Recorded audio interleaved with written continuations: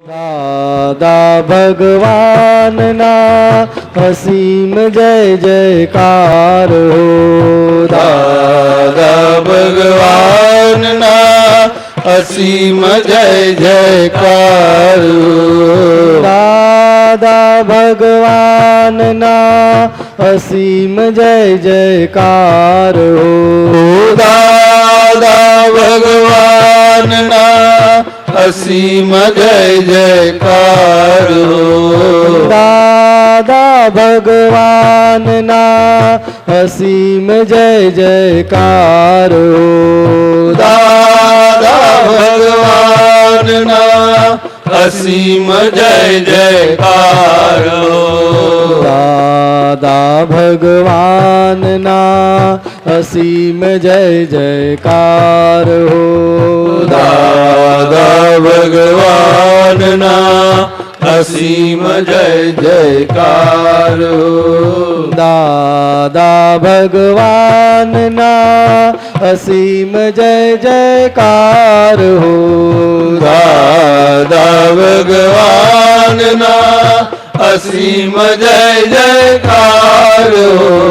दादा भगवान ना असीम जय जयकार हो। दादा भगवान ना असीम जय जयकार हो। दादा भगवान ना असीम जय जयकार हो। दादा भगवान ना असीम जय जयकार हो।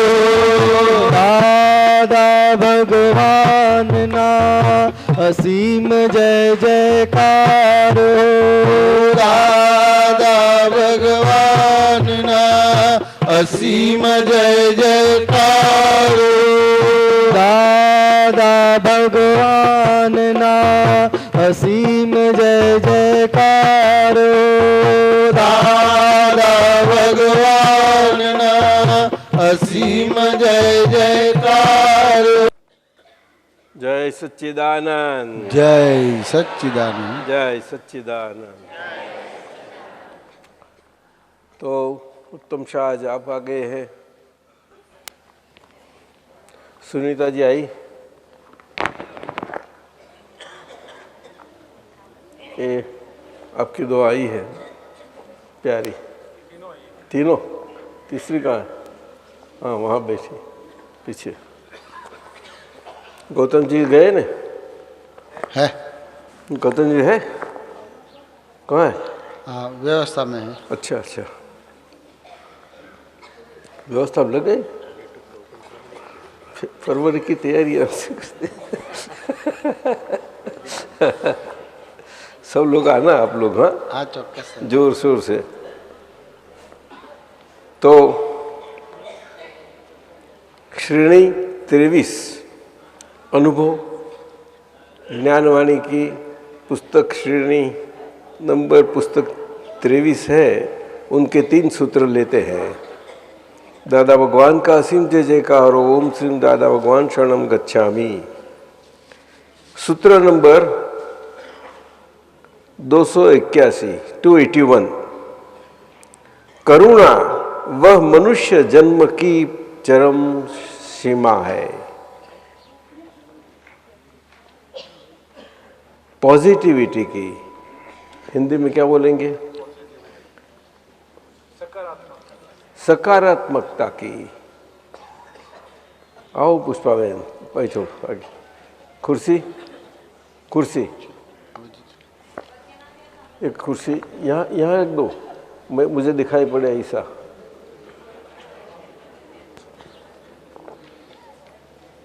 थोड़े पीछे, थोड़े थोड़े थोड़े। हाँ बस बस, अभी बस ठीक है। हाँ बरोबर आ गए। हाँ फर्स्ट क्लास। तो करुणा वह मनुष्य जन्म की चरम सीमा है। सकारात्मकता है, पॉजिटिविटी है, उसके आगे कुछ नहीं। वहां तो पूरा कुदरतीपन है। यह तो मनुष्य का मूलभूत हक है, बेसिक राइट है जीवन का। करुणा और सकारात्मकता, ये चरम सीमा बनाई मनुष्य जन्म और मनुष्य की। तो उसके आगे कुछ नहीं बोलते, तो जीने का मकसद बता देते हैं ना। वहां पूरा कुदरतीपन है, अर्थात हम कर्म और कर्म की गहन भाषा में जो कर्म के पुण्य पाप स्वरूप दो श्रृंखलाएं हैं, वहाँ से सभी का जीवन व्यतीत होता ही रहता है। उसमें से छुटकारा पाने के लिए ये बड़ा अच्छा सूत्र समझ देता है, बड़ी अच्छी समझ देता है। कुछ पूछने जरूर है उसमें, किसी को पूछना है? सुरेश जी, हाँ, समझ सकते हैं। मनुष्य का मूलभूत हक है, लेकिन ये हक आपता पुत्र साहब मनुष्य को और मानव जीवन और उनकी महत्व खुद की, सबकी, उनकी भाषा में, सामान्य जन की भाषा में समझावे तो सबको आसानी से समझ में आ जाए। यही जरूर है। ये काल की सबसे महत्व की बात ये है, जीवन का महत्व क्या है, मानव जीवन का, और मानव जीवन कैसा एक दूसरे के लिए, एक दूसरे के हित में काम में आ जाता है। हित में कोई किसी का उपकार करता नहीं, लेकिन एक दूसरे का उपकार बन जाता है। क्या? हाँ, समझे? तो किसी के पर ऐसा नहीं लगता कि हमें किसी का दबाव में आए हैं, किसी के ऑब्लिगेशन में आए, ऐसा नहीं लगता है। कुदरतीपन तो ऐसा ही है ना साहब। हाँ, बाकी का सब अकुदरतीपन, बाकी का सब अकुदरतीपन, ये बाकी। तो मनुष्य जीवन में बचपन से ये संस्कार डाले जाए तो कितना अच्छा है, ठीक है ना? बहुत जरूर है। दादाजी, कौन? रोहिणी, जय सचिदान। करुणा और दया और करुणा में क्या फर्क है? दया और करुणा धर्म का मूल बताया है, लेकिन वो धर्म की शुरुआत है, जस्ट बिगिनिंग है, और करुणा उनका अंतिम लक्ष्य है, अंतिम लक्ष्य है। और उनके बीच में एक कृपा सा जो जैसर की होती है, वहाँ कुदरतीपन है मनुष्य जीवन का। कृपा कोई किसी का राइट नहीं है, सभी का राइट है, लेकिन कृपा इसे आसानी से फ्लो नहीं हो सकती अपने अंदर से, शिवा दया शुरुआत होती है हमसे। इसीलिए दया का महत्व रखा है। जैन धर्म में भी यही है। जीव दया बोलते हैं ना, भाव दया बोलते हैं ना, वो तो बहुत जरूर ये यही भाषा में है, भाषा एक ही है। भाव दया महीना ही एक दूसरे के कुदरतीपन में आ जाने के लिए खुद की अहित न करे, ऐसे खुद पर दया करे। क्या? तो दूसरों पर कुदरतीपन से दया करता होती जाएगी, ठीक है ना? आसानी से हो जाएगी, वो आहिस्ते आहिस्ते बढ़ती जाती है। ऐसी दया तो है ही। और विश्व में, जगत में दया वो तो सब धर्म में है, दया तो मुख्य है, लेकिन करुणा अंतिम है, अंतिम। वो मालिकीपन पूरा निकल जाता है, मैं और मेरापन वाला।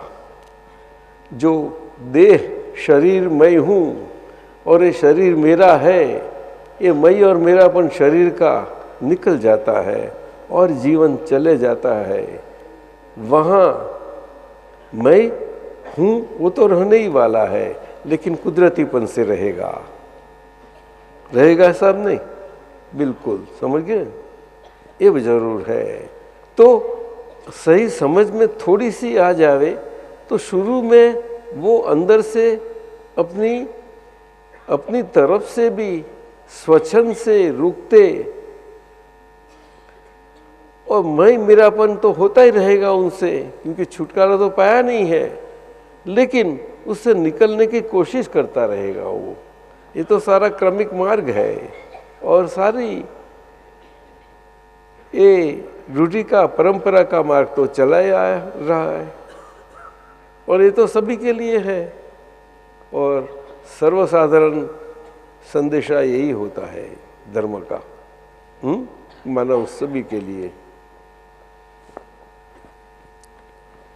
उसमें सभी धर्मों की, तत्व की मूल बात आ गई, सभी धर्मों की। सूत्र नंबर 298 298 છે ને ભાઈ? SM 200 એવું વંચાય છે મને। हाँ, सिंह वृत्ति क्या है? सिंह वृत्ति निर्भय वृत्ति है और उसे राजा वृत्ति कहते हैं। सबको प्रोटेक्शन देने वाली, किसी को भी डर ना लगे ऐसी वह सिंह वृत्ति है। जंगल का राजा सिंह माना गया। सिंह सारा जंगल में राजा होते हुए भी जंगल के प्राणियों को डराता नहीं। सभी प्राणियों उनसे डर के रहते हैं जरूर, लेकिन वो खुद नहीं डराता, नहीं डराता। देखो, ससले वगैरह आजू बाजू खेलते होंगे, सिंह होगा, लेकिन दूसरे प्राणी होंगे ऐसा नहीं बनेगा। सिंह के बारे में बनेगा जरूर।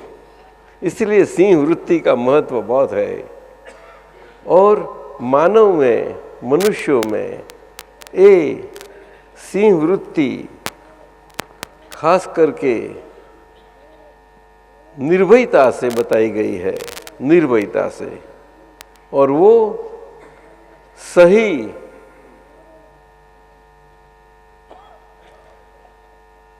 अपनी अंतर शत्रुओं के सामने और अंतर शत्रुओं के कारण हमारे अंदर जो नबड़ाई, क्या बोलते हैं उसको, कमजोरी घर कर गई है, वो सारी कमजोरियां हमें नहीं डरावे। उसके कारण हमारी उसके पर वृत्ति से, भावना से, सिंह वृत्ति से रहे तो निर्भयता अंतर की बनी रहती है। ऐसा होता है।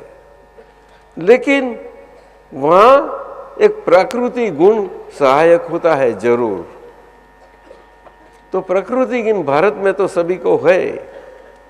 प्रकृति गुण जाति के हिसाब से तो है ही, लेकिन लहू के गुणों के हिसाब में वो क्षात्र प्रकृति बताया। क्षात्र लहू कौन सा?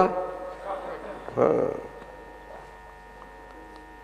वो किसी को डराने वाला नहीं, लेकिन जो नरम है, सबल नहीं है, उसको सबल डराता है। समझे ना? वहां वो सबल क्षात्र को नहीं डरा पाएगा, और वहां जो सबल नहीं है वो उनकी छाया में होगा, उसका पूरा रक्षण हो जाएगा, पूरा रक्षण। कोई भी सवाल कैसा भी आवे कुछ नहीं कर पाएगा उसको, ऐसी इसकी वृत्ति है। तो सिंह वृत्ति बोली जाती है।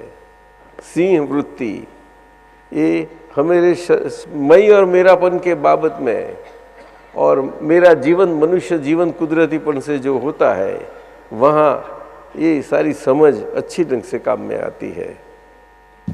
और जो सामान्य तौर से आज का कलयुग का युग समय में डर और भय का सारा साम्राज्य प्रवर्तमान है, वहाँ ये सही सबको समझ में आवे तो बहुत काम में जीवन में आ जावे। समझ में अनुभव है, ये तो अनुभव से किया हुआ है। तो सभी को अनुभव ना क्या कि अपने जीवन में थोड़ी समझ मिली तो समझ के कारण वो उसका जीवन तो चले जाए, है ना। बच्चे को थोड़ा पाठ सीखना मिलता है तो पाठ सीखते सीखते कितना आगे रहता है, उसका हौसला कितना बढ़ता है, ऐसी बात है ये तो सब। तीसरा सूत्र नंबर 301, सूत्र नंबर 301 क्षायक दृष्टि ही ऐसी है कि वह आपकी क्षायक दृष्टि को केवल स्वरूप से खुला करने के बाद ही छोड़ेगी। वो खुद दृष्टि ही ऐसी है, खुद दृष्टि ही वो दृष्टि को केवल स्वरूप से खुला करने के बाद ही वो दृष्टि छोड़ेगी। क्षायकता की दृष्टि को, अद्भुत दृष्टि है क्षायक दृष्टि। उसके हाथ में हम आ गए तो हम हमारा छुटकारा नहीं रहता, पीछे कोई छुटकारा नहीं रहता। समझे?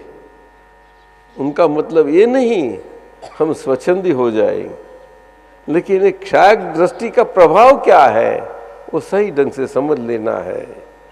इसीलिए दादा भगवान भी बताते थे, और ये मार्ग मोक्ष मार्ग है, वो डरावना और डरावने वाले का मार्ग नहीं है, वो तो अत्यंत सुखद अपना खुद का सुख प्राप्त कर लेने का मार्ग है, कायम का सुख। और ये विश्व में, संसार में, समाज में, घरेलू संबंधों में अच्छे ढंग से हमारा जीवन एक दूसरे के साथ प्रेम भरा अच्छी ढंग से जावे, उसके लिए है। तो उसमें एक क्षायक दृष्टि एक काल में, कलयुग में दृष्टि स्वरूप से प्राप्त जरूर है। जो शास्त्रों में क्षायकता के ऊपर फरमान किया है कि ये काल में एक क्षायक ज्ञान खुला नहीं होता, भाव बोलते हैं उसको। क्या बोलते हैं? वो सही बात है, उसकी वो गलत नहीं है, लेकिन वो मार्ग खुला हो कर सकता है। क्षायक भाव आप पर आ गए तो यही भाव में, यही जन्म में आपको मुक्ति पाना ही है, ये बात है उसमें। और यही जन्म में ये मुक्ति नहीं पा सकते, इसके कारण शास्त्र में ये बताया गया है। लेकिन यही जन्म में मुक्ति पाने की शुरुआत की एक क्षायकता हमें प्राप्त हो सकती है, वो बात उसमें ऐसी नहीं, निषेध नहीं है। वहाँ क्षायक मार्ग खुला नहीं, बंद नहीं हुआ साहब जमेश जी, वो समझती बात, दृष्टि का मार्ग है, ऐसी बात। इसीलिए जैन शास्त्रों का 12वां दृष्टिवाद अंग जो लुप्त हो गया है, उसका उनका ये भेद यही है। सूक्ष्म, बहुत गंभीर और गहरा भेद है। क्यों? कि ये किसी के हाथ में ऐसा आ सकता नहीं। उत्तम साहब, आप समझे?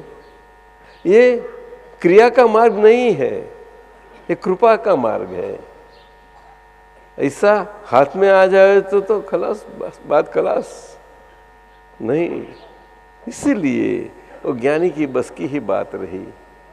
तो लोग समझ जाते हैं ये कैसी बात हुई, ये तो इजाराशाही कर दी। अरे कैसे, क्या किसको इजाराशाही बोलते आप? मुक्त हो जाते हो, पीछे क्या बोलते हो? आपसे क्या ले लेते हैं?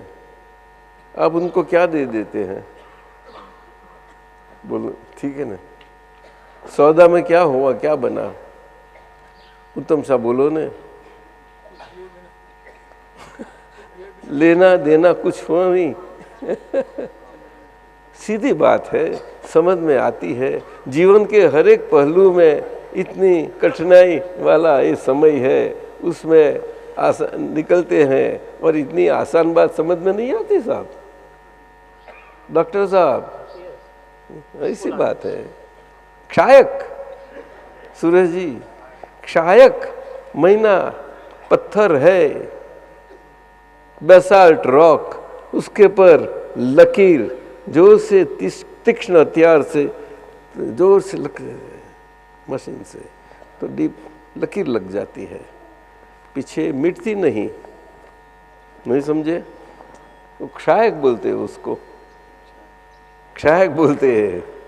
और दूसरा उसका दादा भगवान ने अर्थ समझाया है क्षायक दृष्टि का, कि उसका बेस जो है प्रतीति स्वरूप, वो ज्ञान तो होता है, लेकिन वो ज्ञान दृष्टि के साथ वाला होता है। और ज्ञान बिना दृष्टि होता ही नहीं, कभी भी बिना ज्ञान दृष्टि होती ही नहीं, और बिना दृष्टि ज्ञान व्यक्त होता ही नहीं। ये सिद्धांत है। अब समझे, एक क्रमिक मार्ग का सिद्धांत वो ही है, लेकिन वहाँ ज्ञान और ज्ञान को व्यवहार से, व्यवहार शुद्धि से ज्ञान में आगे बढ़ते बढ़ते दर्शन खुले करते जाते हैं। और दर्शन खुले करते कहाँ जाते हैं? 10वां गुण स्थान तक जा सकते हैं और खलास, आगे नहीं जा सकते। वो क्रिया मार्ग की मर्यादा है। क्या है? क्रिया मार्ग की मर्यादा है कि सारे संबंधों से मुक्ति पा सके, सर्व संग परित्याग वहाँ तक आ सके।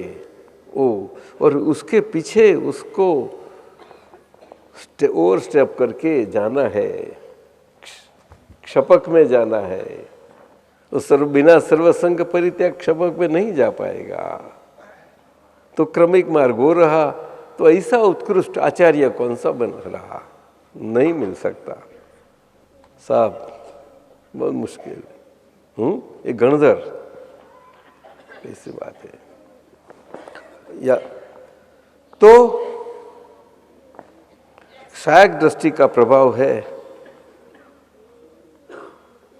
क्षायक दृष्टि महीना आत्मा की अनंत शक्तियों का खुलापन होना, जो क्षायक दृष्टि को प्रज्ञा शक्ति स्वरूप से खुला होना बोलते हैं। और वो प्रज्ञा शक्ति क्षायकता से काम करती है हमेशा। क्षायक स्वभाव, जो अपना खुलापन का स्वभाव है आत्मा का शुद्ध स्वरूप से, जो शुद्ध ज्ञान और शुद्ध दर्शन, इसी ढंग से शुद्ध ज्ञायक स्वभाव खुला होता है। और ज्ञायक अर्थात हर एक पदार्थ को ज्ञेय पदार्थ मूलभूत से है, उन्हें असल स्वरूप से, दृश्य स्वरूप से दिखावा में आते ही वो ज्ञेय स्वरूप से मालूम हो जाता है। ऐसा वो क्षायक स्वभाव है। वो प्रज्ञा शक्ति का काम है। इसीलिए वो प्रज्ञा शक्ति को निश्चय शास्त्रों में, समय सारजी में बताया कि वो मोक्ष की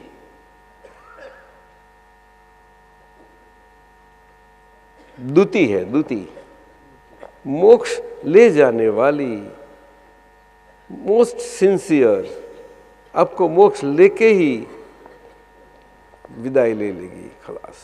मोक्ष महीना केवल ज्ञान, मोक्ष का अर्थ केवल ज्ञान, केवल ज्ञान हुआ हो वही मोक्ष है। लेकिन वो आत्यंतिक मोक्ष की भाषा समझते हैं, वो तो परिणाम है, वो परिणाम है। केवल ज्ञान उसके पश्चात का परिणाम है, ऑटोमेटिक, सीधी बात है। पीयूष भाई, क्षायक दृष्टि का बहुत प्रभाव है।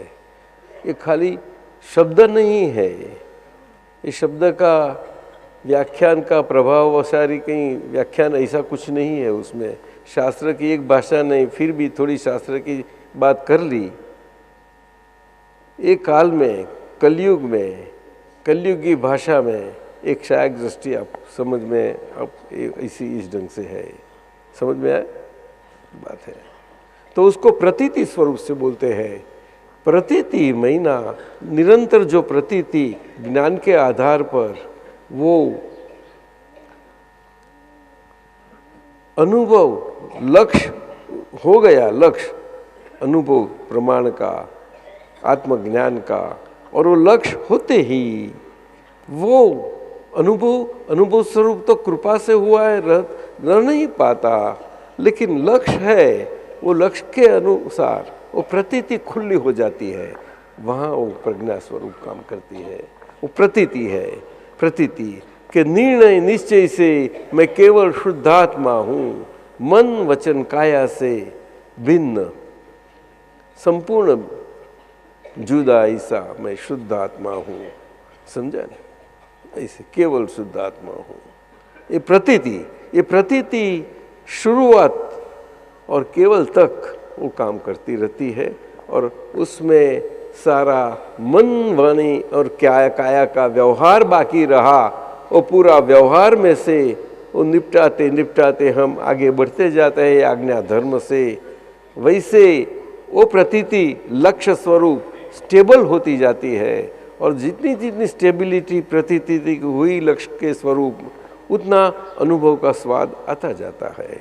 और अनुभव का स्वाद स्टेबल होते होते होते स्टेबिलिटी स्वरूप में अगर आपको एक गुणस्थान रह गया बिल्कुल, तो काम बन गया। पीछे वो रह नहीं पाता, जाता है, पीछे वापस आता है, जाता आता, एक काल का लक्षण है, समझे।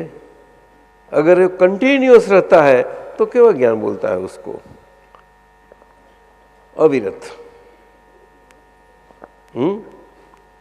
कंटिन्यूअस, अनइंटरप्टेड रहा तो, पर एक काल में नहीं रह पाता।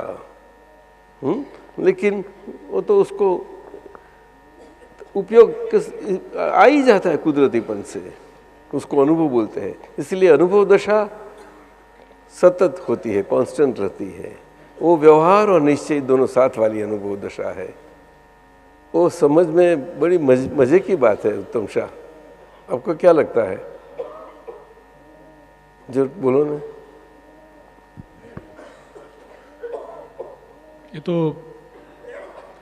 ये एक अद्वितीय दशा है, ऐसा सिर्फ आपको देख के मालूम पड़ता है। जब शरीर है तो शरीर का व्यवहार में आते ही वो व्यवहार दशा आ जाती है, लेकिन निश्चय का स्थान ही रहता है, इतनी बात है। लेकिन इस शरीर पर आते ही वही निश्चय अनुभव प्रमाण से सबको लाभान्वित करता है, और कुछ नहीं है उसमें, और कुछ नहीं है। आप समझे ना? जब कोई व्यवहार नहीं होता तो अपने आप अंदर होते ही है। दादा भगवान ने बताया था कि साल भर में हम 3 प्रसंग पर बोलते हैं, 3 प्रसंग पर संपूर्ण परमात्मा दशा में होते हैं, और तब हमारा जो भी दर्शन करते हैं उनको पूरा जैसा है वैसा परमात्मा पद का दर्शन मिल जाता है। बोलो, दोनों साथ साथ में, शरीर के साथ, बहुत रेयर, बहुत रेयर। पीयूष भाई ऐसी है, ये 3 सूत्र, और उसके पश्चात एक मिनट, उनके पश्चात ये सूरज भाई ने पूछा है कि महाभारत का युद्ध के अंदर धर्म युद्ध बताया, तो आज के काल में ये मनुष्य के जीवन में जो सारा ऐसा क्लेशित जीवन में बाहर सुख दिखाई पड़ता है, अंदर असुख है, ऐसी स्थिति में ये सब युद्ध सा ही वातावरण लगता है। घरेलू व्यवहार में रहते हैं फिर भी ऐसा लगता है, तो उसमें समझो ये तो मनुष्य जीवन की बात हुई। तो महात्माओं के लिए भी वो कहीं सत्संग में आते हैं, एक दूसरे से बात कर लेते हैं तो एक दूसरे को समझ में आता है, तो उनको भी ऐसी थोड़ी महसूस तो रहती है, लेकिन उनकी महसूस दूसरे स्तर की इतनी गहरी नहीं होती, इतनी ऊपर ऊपर ऊपर की होती है, लेकिन होती जरूर है। तो महात्मा के लिए भी ये क्या युद्ध स्तर की स्थिति है? तो महात्माओं के लिए ये युद्ध स्तर की स्थिति है, लेकिन वो फाइल के युद्ध की स्थिति है। तो फाइल युद्ध में लग गई है हाँ? और वो फाइल धर्म से युद्ध में है रहे, वो देखना हमारा धर्म है ये हमारा आत्मधर्म है, समझे न? फाइल धर्म से युद्ध लड़े, उन्हें मर्जी से युद्ध नहीं है, उनका चॉइस वाला युद्ध नहीं है, वो उसके ऊपर थोपा गया है ये युद्ध तो और क्या है? तो अर्जुन पर युद्ध थोपा गया था, खुद नहीं चाहता था, इसलिए तो युद्ध भूमि पर वो नीचे उतरा रथ ऊपर से और भगवान को विनती की, प्रभु मुझे समस्या हो गई। अरे तो नीचे आए, क्या अभी क्या ये कर दिया। ये दोनों तैयार हो गए और सबने शंख फूंक लिए, सब करा से क्या हो गया, अभी तो बंद नहीं हो पाता, जो है जल्दी बोल, क्या करे, क्या जल्दी करे। अब गीता आटली लांबी जीवन टूकू આજનું એ લાંબી ગીતા કોને પોસાય કોને પોસાય? કેટલી ફટ ફટ ફટ ફિલ્મ બદલાતી જતી જાય, આમ બહુ ફાસ્ટ બદલાય। એટલે બધે યુદ્ધ તો છે, સંગ્રામ જ છે જીવન તો આખો। ધર્મક્ષેત્રે કુરુક્ષેત્રે કહ્યું એટલે જીવનમાં આપણે આ કર્મકૃત શરીર, શું કહ્યું?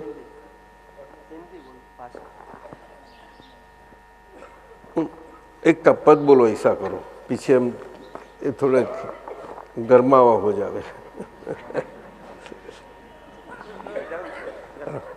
भगवान उवाच, बहुत सरस છે।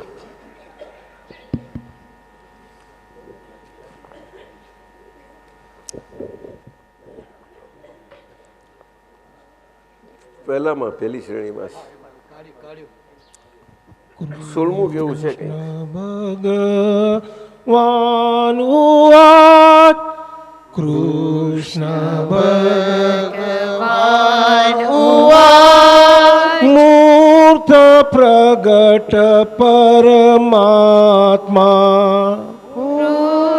પ્રગટ પરમાત્મા, જ્ઞાની સત્પુરુષ, જ્ઞાની સત્પુરુષ અમારો છે આત્મા, અમારો છે આત્મા, માયાનું કુરુક્ષેત્ર, માયાનું કુરુક્ષેત્ર, કષાયો જ કૌરવ, કષાયો જ કૌરવ, અજ્ઞાન ધૃતરાષ્ટ્ર,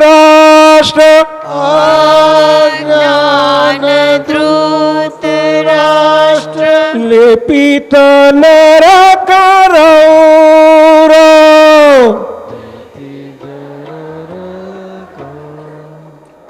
આ લાઈનું શરૂઆતનું આ પદ લખાયેલું છે, એટલે તે વખતે કૃષ્ણ ભગવાને જે વર્ણન કર્યું હતું એટલે માટે એ રીતની છે લાઈનો, એટલે આપણે એ સમજથી લેવાની। શું પછી ટોપીઓ બહુ પહેર નહીં કરવાની ચાલો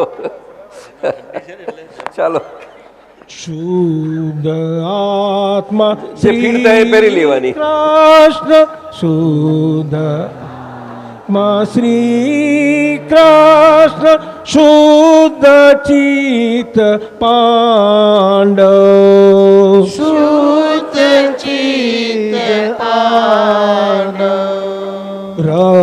રત્નત્રય ધર્મ ક્ષેત્ર રત્નત્રય ધર્મક્ષેત્ર સ્વાયત ગૌરવ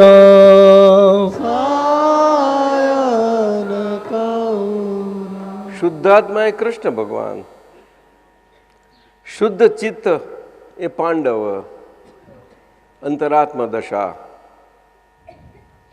અંતરાત્મા દશા જે બહિરાત્મા દશા, હું નામધારીને શરીર મારું એ મુક્ત થઈ અને આપણે અંતર્મુખી થયા. આવે શુદ્ધાત્મા લક્ષી થયા એટલે શુદ્ધ ચિત્ત થયું. આપણું ચિત્ત દેહભાનમાં ને દેહ ભાવથી બધું ભટકતું હતું, ત્યાંથી મુક્ત થઈ અને શુદ્ધાત્મામાં ફિટ થઈ ગયું એટલે શુદ્ધાત્મા લક્ષી થયું. એટલે શુદ્ધ ચિત્ત એ પાંડવ એ રીતે આવે થયું. એટલે આપણે અંતરાત્મા દશા થઈ એ આપણી મુક્તિની શરૂઆત થઈ. આ મુક્તિની શરૂઆતથી 5 પાંડવ કયા એટલે આ પાંડવ ઇન્દ્રિયોને જ લાગુ પડે છે. આ 5 ઇન્દ્રિયોને, આખા શરીરને 5 ઇન્દ્રિયો કઈ એટલે શરીરનું આખું સ્ટ્રક્ચર આવી ગયું એમાં, બીજું બધું જ. રત્નત્રય ધર્મક્ષેત્ર એટલે અનુભવ લક્ષ્ય પ્રતીત. શું કહ્યું? પરમાર્થ સમકિત કે છે ને, પરમાર્થ સમકિત અનુભવ લક્ષ્ય પ્રતીત એ પ્રકારેનું એની સ્વાયત્ત ગૌરવતા. રત્નત્રય એ 3 સાથે અનુભવના જેટલા અંશો ખુલ્લા થતા જાય એ રત્નત્રય ઝળકતું જતું જાય. એ ત્રણેય સાથે ને સાથે હોય. જ્ઞાન, દર્શન અને ચારિત્ર. ચારિત્ર એટલે આ વર્તન આપણે વ્યવહારથી સમજીએ છીએ. આજની વ્યવહારની લૌકિક ભાષામાં એવી રીતે નથી. ચારિત્ર એ અંતરથી છે. એટલે શુદ્ધ જ્ઞાન અને શુદ્ધ દર્શનથી એ પ્રવર્તતું આપણું શુદ્ધ ચિત્તનું પાંડવનું એ સ્વરૂપ છે. આપ સમજ્યા? એને ચારિત્ર કહે છે. એટલે દર્શન, જ્ઞાન અને ચારિત્ર એક સાથે હોય, એ છૂટા છૂટા નથી હોતા. એ રત્ન એક જ છે પણ આવું એક સાથે પ્રકાશ બને, એક રત્ન પ્રકાશ છે એટલે રત્નત્રય કહ્યું એને. આપણે શાસ્ત્રની ભાષા છે રત્નત્રય. અને સ્વાયત્ત ગૌરવ એટલે શુદ્ધાત્મા છું એ આપણને ગૌરવ એટલે એના વૈભવથી આપણે અંદર એટલી નિર્ભયતા અંદર રહ્યા કરે, બહુ અદ્ભુત સુંદર રહ્યા કરે. એમાં દેહનું કશું પણ નથી. એ રીતે એ ગૌરવમાં કહેવા માગે છે. ચાલો.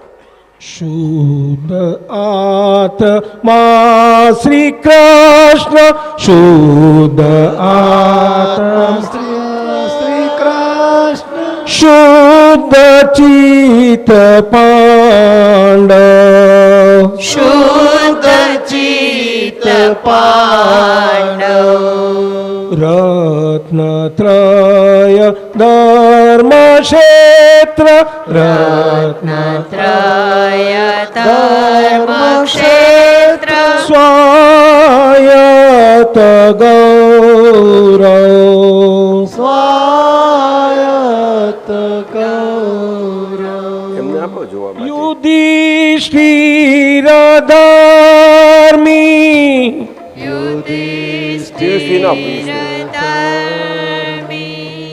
વર્તન સંગ વિવેક ચોથી લાઈન. એક શનિ કુસંગે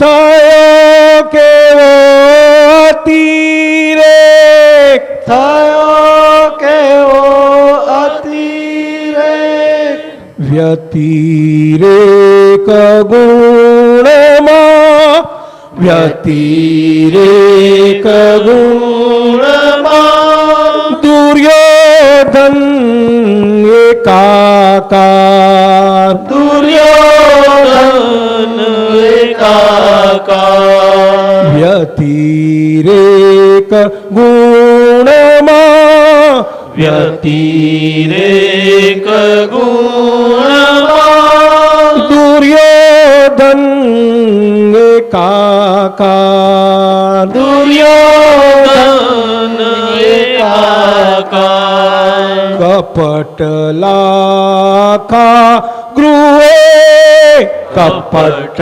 લાખા ગૃહે પાંડવને હાહાકાર પાંડવને હાહાકાર કપટ આ શું કહે છે કે યુધિષ્ઠિર કોણ છે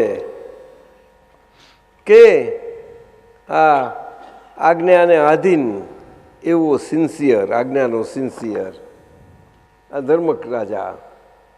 શું કહ્યું? આજ્ઞાનો સિન્સિયરિટી વાળો ધર્મ રાજા એટલે આજ્ઞાન અધીનપણું. એટલે શુદ્ધાત્મા લક્ષી હું એવો અંતરાત્મા દશા તે આવે. હવે એ કોણ? તો કે હું પિયુષભાઈ ખરો, પરંતુ પિયુષભાઈ કેવો આવે? એટલે મેં પહેલાં હું મારો સાથેનો હતો એ નહીં, પણ હવે હું પિયુષભાઈ એ આ ખોખું એની અંદર આ શુદ્ધાત્મા લક્ષીવાળો પાછો મારો હું એ અંતરાત્મા દશાએ આવી રીતે. એટલે આ ખોખું પિયુષભાઈ જે છું તે તો ખોખું પાંચ ઇન્દ્રિયોનું એના અંતઃકરણ સાથેનું છે. શાની સાથે છે? એના વગર હોઈ શકે? એ તો હોય, બધું ભેગું જ હોય આખું ખોખું. ખ્યાલ આવે ને? એટલે મન સાથેનું છે. એટલે મન બુદ્ધિ ચિંતન એટલે મન વાણી ને કાયાવાળું ખોખું એની સાથે હું એ શુદ્ધાત્મા લક્ષી એવો હું એ પાછો એ અંતરાત્મા દશાવાળો. આ એટલું બધું સૂક્ષ્મ ભેદાંકન થયું છે અને લાઇન ઓફ ડિમાર્કેશન એટલું સૂક્ષ્મ થયું છે અને જોડે રાખ્યા છે. પછી આજ્ઞા આપી છે. એટલે આજ્ઞા આપણે સૂક્ષ્મ રહ્યા છીએ પણ જોડે રહ્યા છીએ અને પ્રીતિ ઘણા કાળની છે. એટલે પ્રીતિએ કરીને થોડું ચીટકપણું છે અંદર. એટલે દુર્યોધન દરેક વખતે બધા પાંચેય પાંડવો આપણે યુધિષ્ઠિર અને બધા પાંચેય પાંડવો વાતમાં નાનામાં નાની વાતમાં હોય જટ લઈને કૃષ્ણ ભગવાનને પૂછતા, ખરું સાહેબ? વાતે હા કે પણ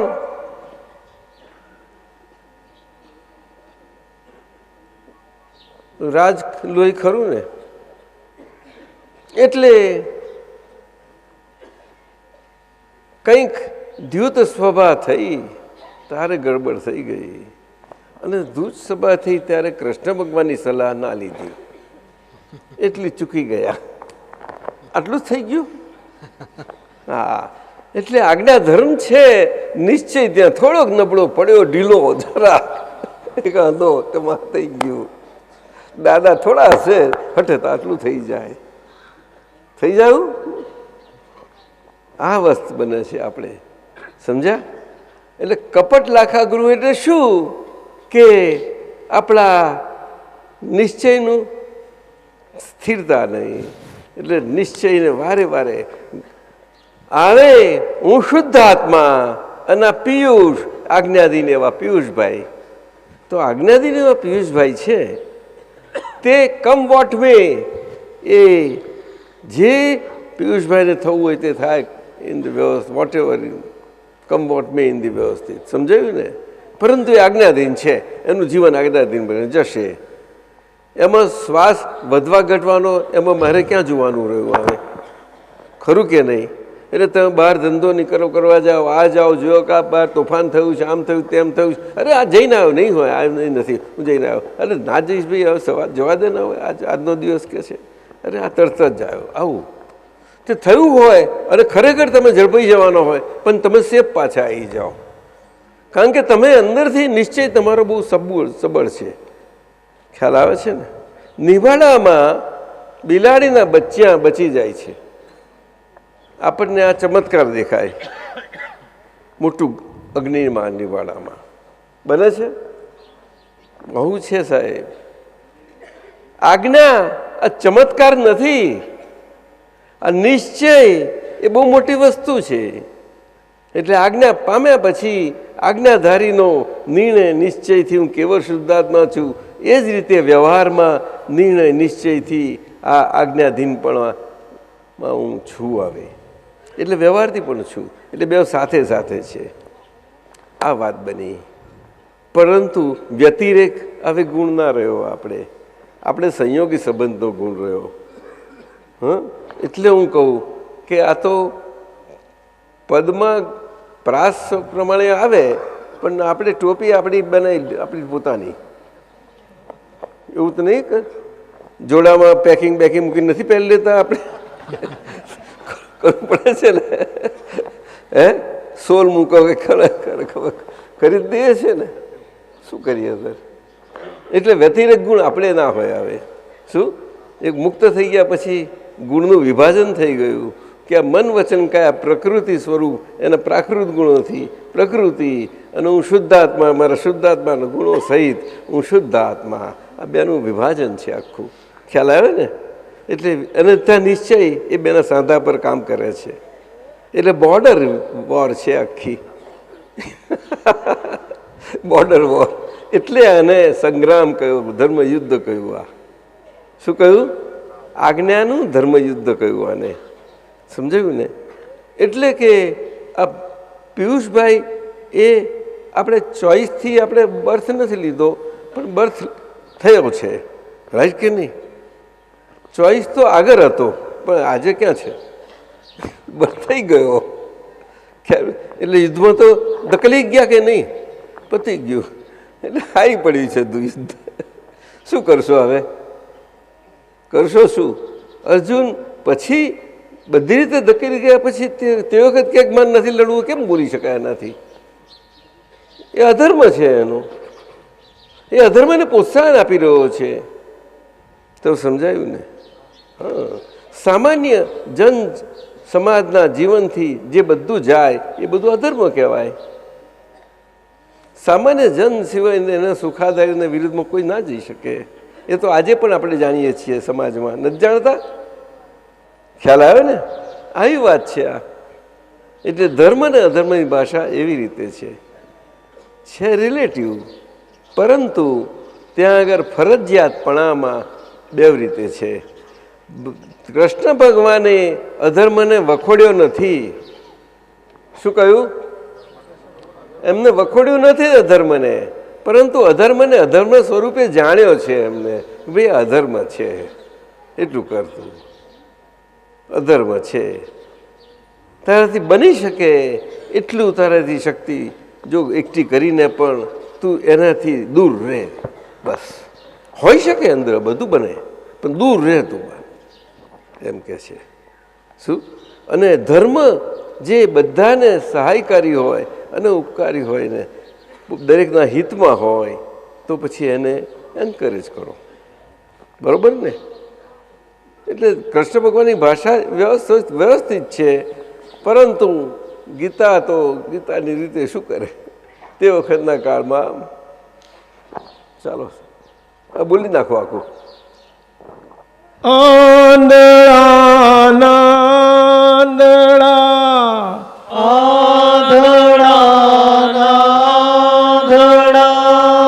જાણનાર કાકા, જાણનાર કાકા, આંધળા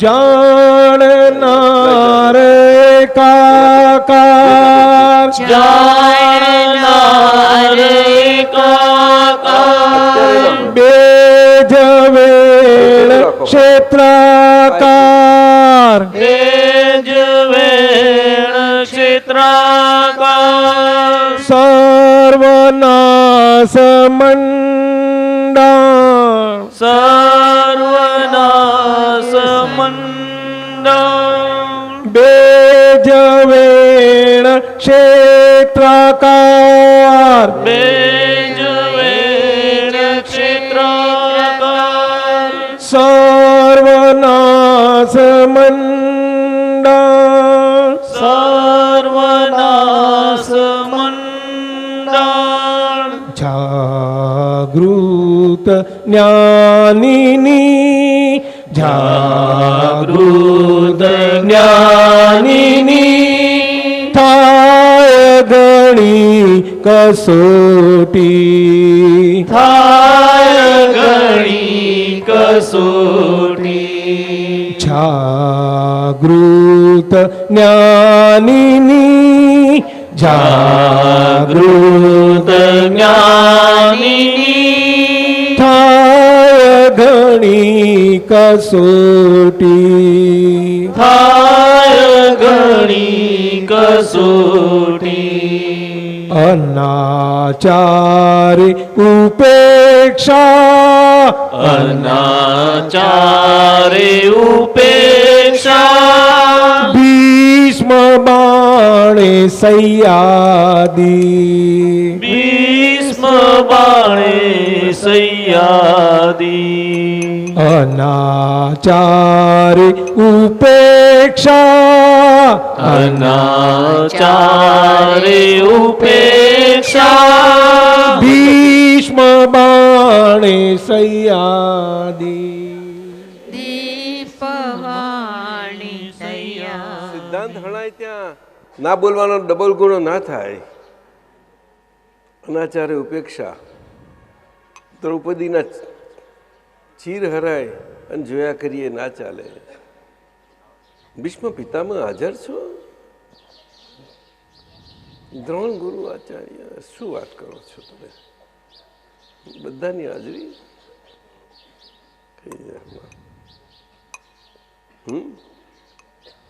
ભગવાન તો ફરજમાં આવી જ પડ્યા છે એટલે હાજર થઈ જવું પડશે. કોઈને દેખાયા કે એમને એ કર્યું? એમનો ચીર બધા પૂર્યા? કોઈને ના દેખાયું? આવી વાત છે. ચમત્કાર નથી પુરુષભાઈ, નો ચમત્કાર. બધું કારણ કે કૃષ્ણ ભગવાન નારાયણ સ્વરૂપ હતા, બહુ શક્તિઓ હતી અને બધા જાણે, પણ એમને ડિરેક્ટ કોઈ જગાએ ઇન્વોલ્વમેન્ટ ના થયું. થ્રુ આઉટ મહાભારતમાં નોવેર ઇનડિરેક્ટ રહ્યા અને થ્રુ કામ લીધું બધું. કારણ કે ડિરેક્ટ તો કોઈ સહન નહીં કરી શકે. ખ્યાલ આવ્યો ને? જરાસંઘનું પણ આવ્યું તો એમને માટે રમત વાત હતી સર, રમત વાત હતી, પણ ભીમને નિમિત્ત બનાવ્યું. જા એને પોતે ભીમ સાથે રહીને પછી કર્યું, પણ ભીમને ઇનડિરેક્ટ કર્યું. ટાઈમ તો લાગે ને થોડો, શું કરે? કારણ કે બહુ બળવાન હતા જરાસંઘ.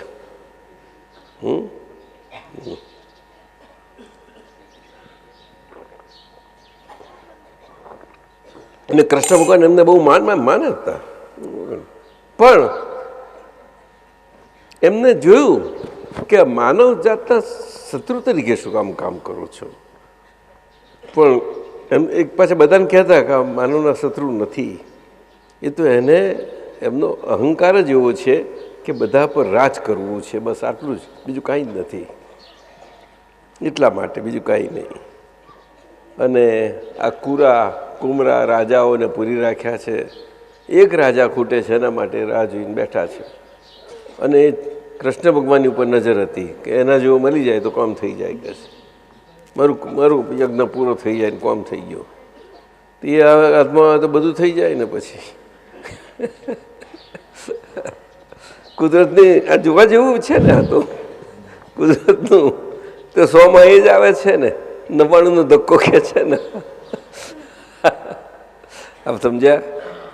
હા, બહુ પ્રખ્યાત છે મહાભારતમાં. શાહ સાહેબ ખરું ને? હે? હા દાદાજી, હા, આપણે આ બધા પાત્રો મહાભારતના પાત્રોનું ઓળખાણ તમે આપી કે શુદ્ધાત્મા ભગવાન એટલે કૃષ્ણ ભગવાન, પાંડવો એટલે શુદ્ધ એટલે ચિત્ત. આપણે શુદ્ધાત્મા ભગવાન અને આ મન જે છે ત્યાં આગળ આપણું અર્જુનપણું છે અને ઇન્દ્રિયો 5 ઘોડાઓ સ્વરૂપે, રથ સ્વરૂપે ત્યાં આગળ મન આપણે અર્જુન લડવામાં છે. સમજાય છે ને? રથ હાંકે છે, બધું રથ હાંકે છે અને કૃષ્ણ ભગવાન શુદ્ધાત્મા સ્વરૂપે જોયા કરે છે. એટલે અર્જુનને ફાઇલ કીધી ને હા, આપણા પ્રમાણે. પણ ત્યાં તો કેવું હતું, વાસુદેવ રથ હાંકતા હતા એટલે ભગવાન જાતે રથ હાંકતા. અહીંયા આગળ આપણે રથ આપણે રહ્યું નથી. એટલું મોટું આ મહાત્મા પુંચારી રહી ગયા. સીધા જ જોવાના બનાવી દીધા તમને, સીધા છૂટા કરી નાખ્યા. બહુ અદ્ભુત કામ કર્યું છે.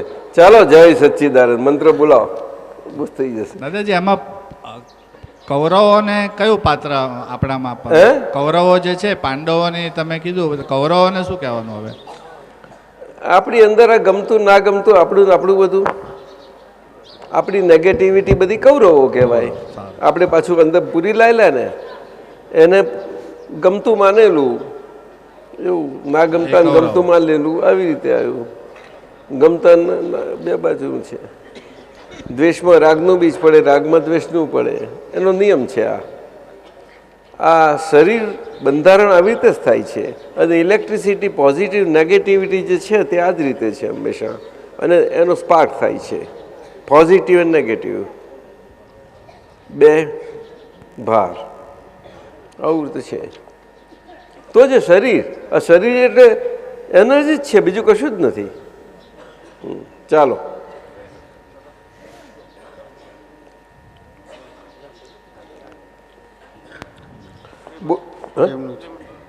મંત્ર બોલાવી લો.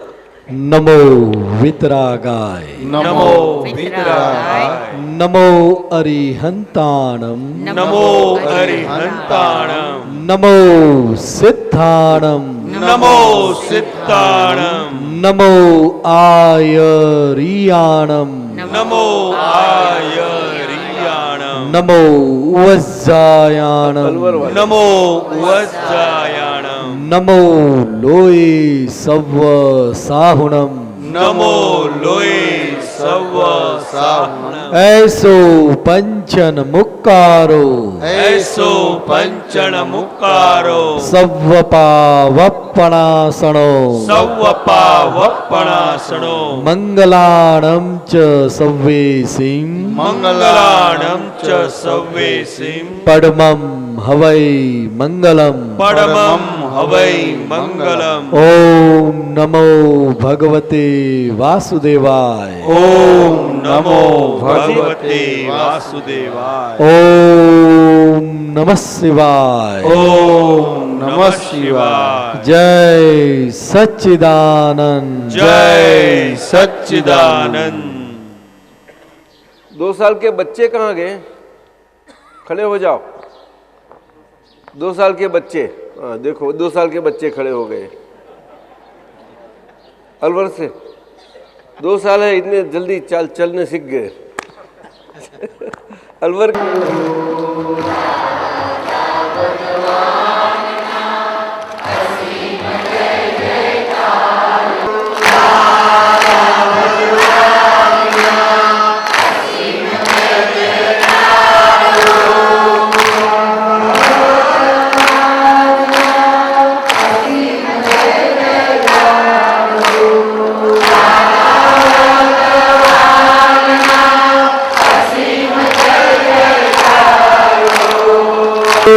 દાદા ભગવાનના અસીમ જય જયકાર હો.